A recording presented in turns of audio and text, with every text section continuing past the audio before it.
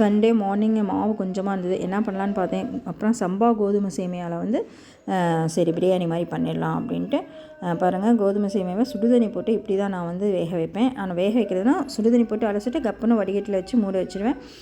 As usual எண்ணெய் காஞ்சோன்னா வெங்காயம், பச்சை மிளகா, இஞ்சி பூண்டு பேஸ்ட்டு, தக்காளி போட்டு நல்லா வணக்கி விட்டுட்டு பச்சை மிளகாலாம் போட்டு உப்பு, இதில் வந்து அனில் சேமியாவில் பிரியாணி மசாலா கொடுப்பாங்க, அதை போட்டுடுறேன். மிளகாத்தூள் கொஞ்சம் ஆட் பண்ணிக்கிட்டேன் காரத்துக்கு, அவ்வளோதான். போட்டு கிருத்து மிளகாய் போட்டு இறக்கும் போது ஒரு எலுமிச்சம்பழத்தை பிழிஞ்சுட்டா போல போலன்னு இருக்கும் கோதுமை சேமியா, அவ்வளோ ஹெல்த்தி. அப்புறம் அந்த மாவில் கொஞ்சம் ரவை கலந்து குழந்தைங்களுக்கு முட்டை தோசை போட்டேன் சண்டேங்கிறதுனால.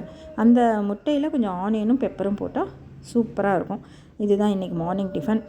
எம்மியாக சாப்பிட்டாங்க பிள்ளைங்க, டேஸ்ட்டாக. எல்லாமே வந்து ப்ரோட்டீன் உள்ளது தான். முட்டையும் ப்ரோட்டீன், கோதுமை சேமியா வந்து பெரியவங்களுக்கு ஹெல்த்துக்கு நல்லது, குழந்தைங்களுக்கும் கொஞ்சம் கொஞ்சம் கொடுங்க. இந்த வீடியோ பிடிச்சிருந்தா லைக் பண்ணுங்கள், ஷேர் பண்ணுங்கள், மறக்காமல் சப்ஸ்கிரைப் பண்ணி கமெண்ட் பண்ணுங்கள். ஹாப்பி சண்டே, பாய்.